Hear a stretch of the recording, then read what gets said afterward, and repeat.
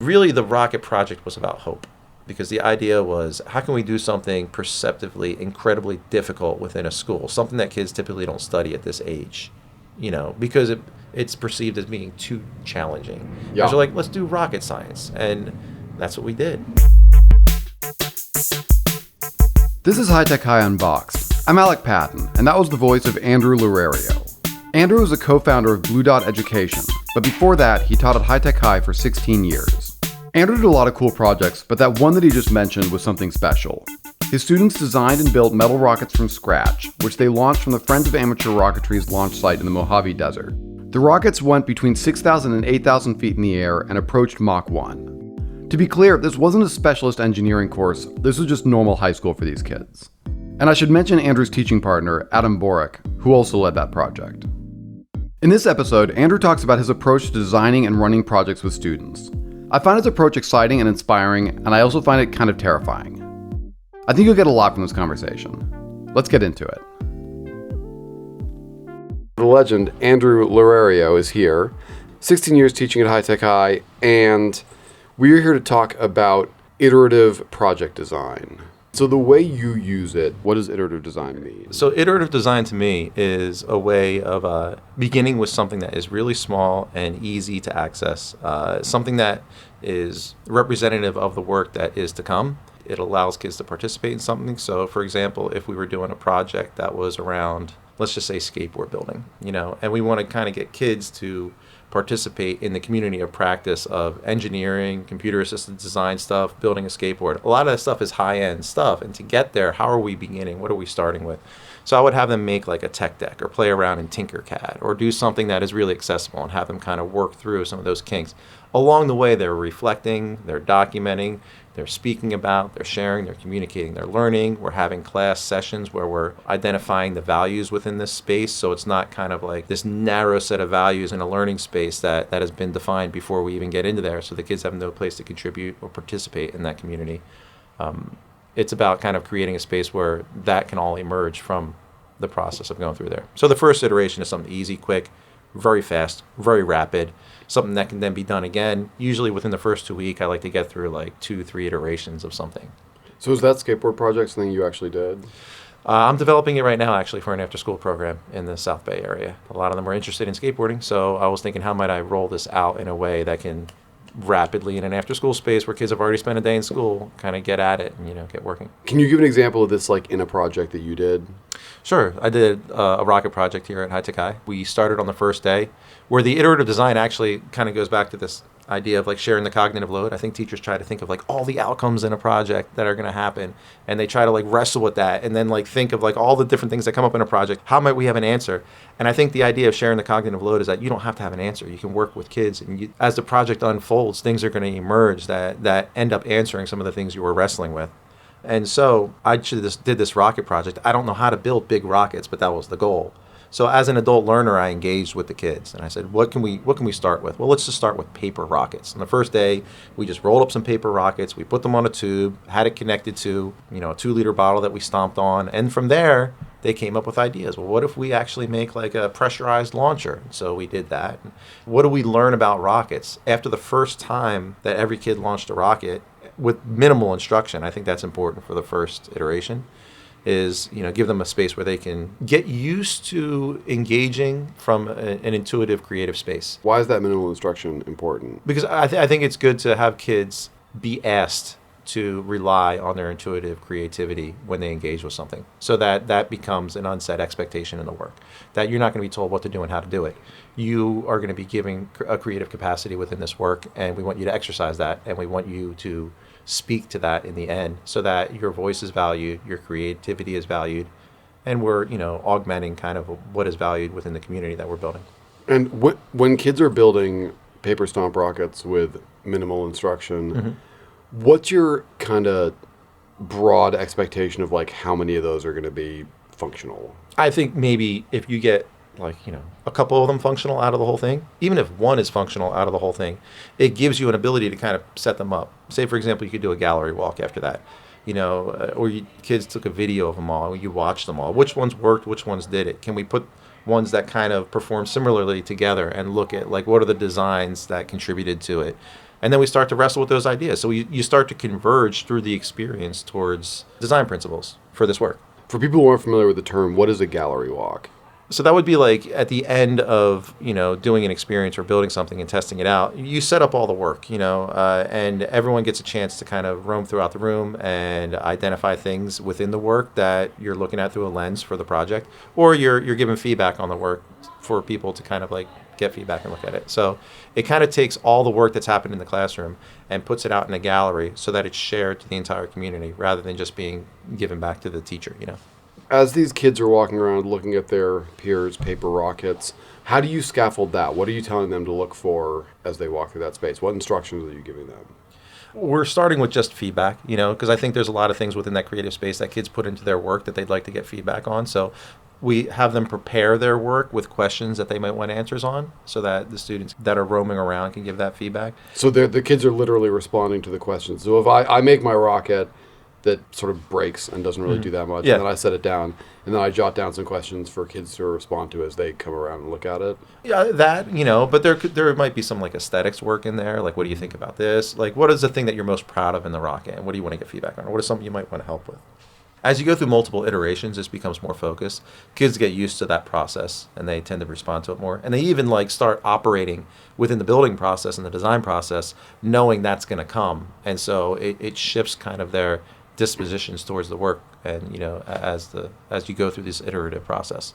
So was the second iteration another improved paper rocket, or were you moving on to It was let's do this one again, like that day. Let's do it again. Which ones worked, which ones didn't work, what are the characteristics of the ones that we saw that did work, how are we implementing them into our designs?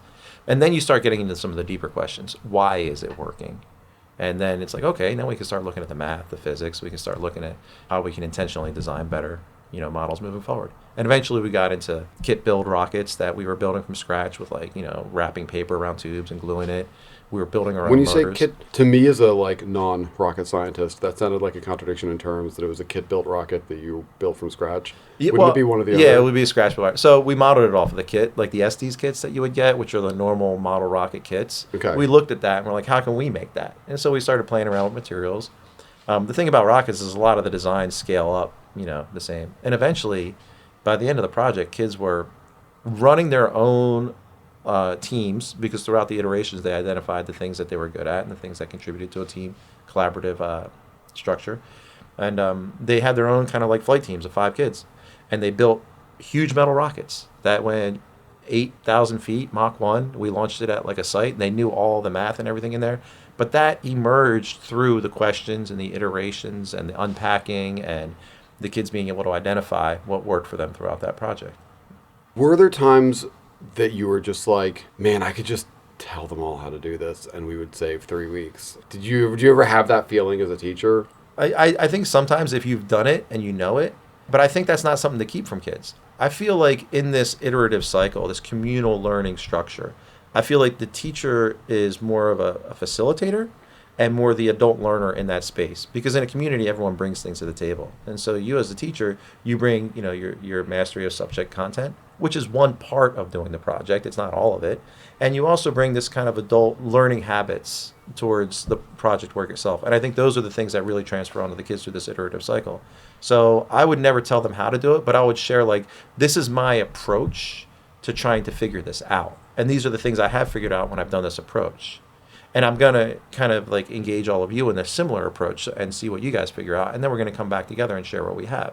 And so even though I might be confident that I have an answer, I would never be confident that it's the answer. And I would always try to invite more kids into that space.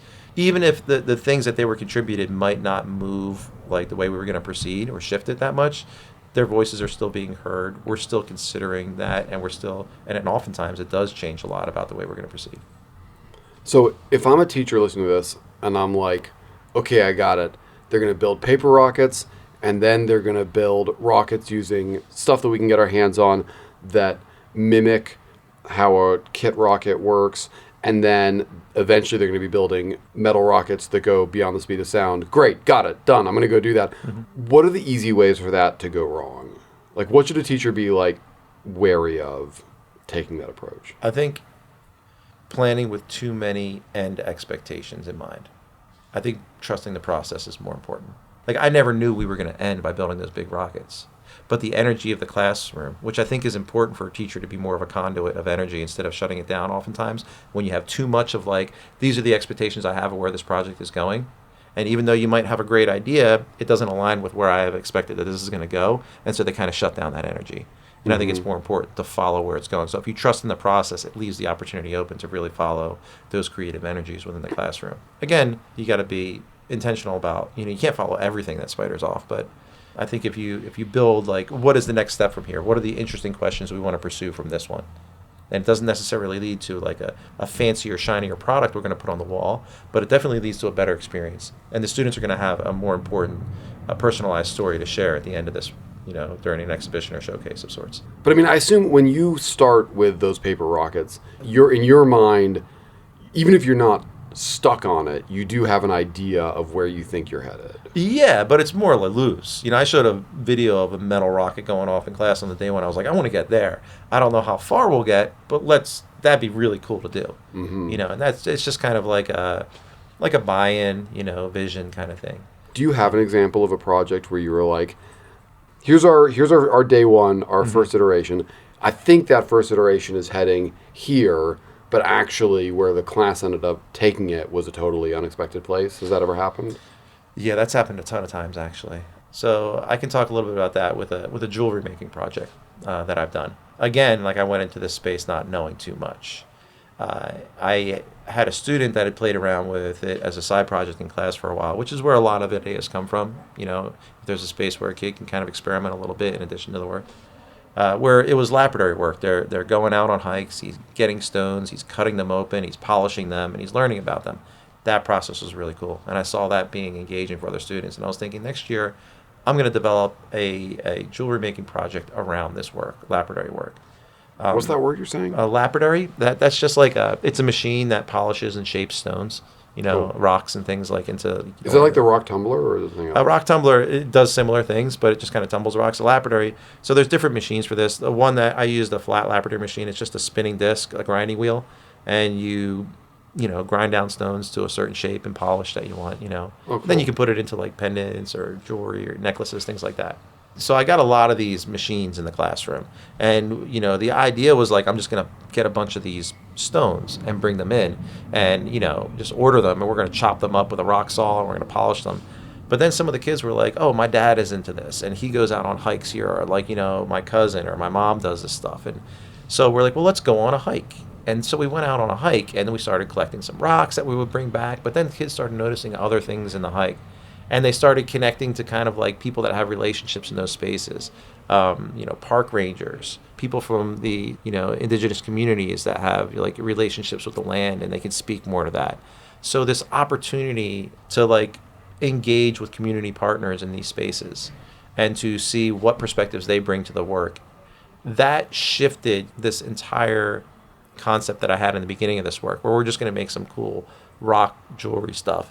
Now it became, this idea of like, how does this connect to kind of the way that people look at the land, the way that we engage with the land? Conversations about, natural parks came up, doing more outdoor experiential learning. Kids started making bent wood jewelry. They were gathering wood from these spaces and wetting it and bending it around like a socket and then like laying it down. Like, this was made from that actually. Oh, wow. For the listeners, he's holding up a ring that it would not have occurred to me was student work. That's awesome. So it just emerged. Some kids got into macrame and beading, and then they started connecting with communities that were doing that. So I think the mechanism that shifted the work was really engaging with the community partners around the work that was happening and seeing what value those communities of practice or those just communities that exist, bring into the work, and then being able to explore those as well. Okay, real quick, that's your wedding ring finger. Yes.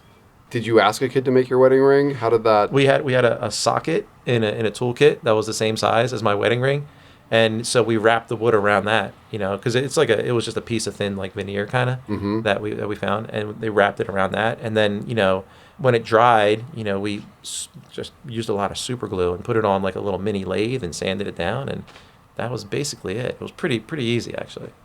Cool. So that was that's a replacement wedding ring then. Yeah, this isn't the wedding ring. This wasn't, on the day. Like, my wife didn't bust out a student. All right. What ultimately did you exhibit from that project? So kids were making all their own jewelry. They were giving it to like people, which was a whole nother story. Like, who are you going to give this to? So there's an audience. So parents came in and they were able to share kind of like the stuff that they got. And the kids actually made a bunch of things that were all on display. Some of them sold some pieces, but they did make one final piece for the school, which was we had this geode that we chopped this big slab from, drilled a hole out from the center and put a clock mechanism in. And there was a teacher there, the name of Blair Hatch, that actually had this idea, and we kind of ran with it.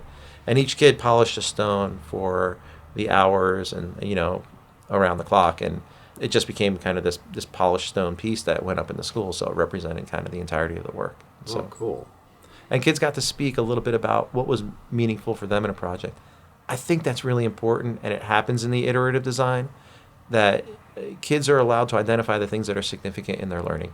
And that becomes part of the things within that community of practice that you're developing within the classroom that become the new educational currency, I guess. Like, those are the things that are valued. It's not the narrow scope of some rubric that was, applied before we even started the work. And so kids are able to participate and contribute. They develop a signature within that space. And I think signature work for a kid or for anyone is work that whose it is without their name on it, because they're able to contribute to that space in a way with their creativity and the choices they've made that creates something that is unique and speaks to who they are. So one thing that I found as a teacher was that the dynamics within and between students are way more powerful than the dynamics between you as a teacher and those students. And something that I would see play out a lot is that we'd be doing a project, one group of kids would get stoked about something, another group of kids would be like, well, if they're stoked about it, we think it sucks. And it was because like they had this kind of sense of who they were and them kind of defining their little crews in opposition to each other. Mm-hmm. Maybe that just never happens to you, but what do you do? No, that's real. I think in those spaces, you slow it down. Sometimes like the goal for continuing the project and moving forward and covering content and covering things can weigh so much on a teacher. Sometimes it can be a lot helpful just to slow it down and have conversations with kids in the classroom. What kind of space do we want this to look like? And I think a lot of that comes down to where kids might not feel ownership in that space too. Like, how are we giving them ownership? I think that's the biggest thing in education. Learning has been reappropriated and governed by a separate entity from the individual within an educational space. How are we creating the structures to give kids choices, to let them kind of see the ramifications of their choices and to own it and to, own the things that come out of their creative stuff. So I think 3 things that I look at in that slowing down process is, how are we decentralizing the class so those kids have a space in it? How are we personalizing it so they can speak to some of the things, that matter to them or see themselves in the work? And how are we sharing cognitive load so that the teacher isn't just dictating what to do and how to do all the time, that the kids are participating in that? And I think when you start slowing down the classroom and engaging in those conversations, kids start to have a little bit more buy-in. Even if they don't like something, they know that their voice will be heard if they can communicate about what they don't like. And then maybe follow up with an expectation about what can we change. Yeah. And so, cool, you can be in charge of this change. You are the person who is responsible for this. Let's follow through with it, so that your voice is honored in the space, Yeah. That reminds me that I found that probably 90% of the disciplinary problems or issues that we were having, cultural issues we were having in the classroom, stopped being problems if you just had a conversation without an audience with an individual kid or a small group of kids, mm-hmm. where you just took the time to have that conversation. It's it's magic. Yeah, kids want to be noticed. Yeah. They want to be noticed. And think about it, even as a teacher, if you're in a really traditional space where everything's been dictated to you that you have to cover, they tend to get worn out. They're like, all right, I'll do my job, they call it. I'll do what's being told for me. And I think kids kind of feel the same way. They're if I'll do what I'm told to do. And at a certain point, you might just feel like, your identity is being realized within that space, Yeah. So your former colleague, Jeff Robin, has a phrase, often quoted, do the project yourself first. Yeah. This seems like a different approach. No, I think you still do it enough to get started. But yes, I would also say that it does go against it a little bit, because this is the model I'm proposing is more emergent within the space. Yeah. And Jeff, I think, thinks more about like, how are we planning out the entire project? It's really good advice.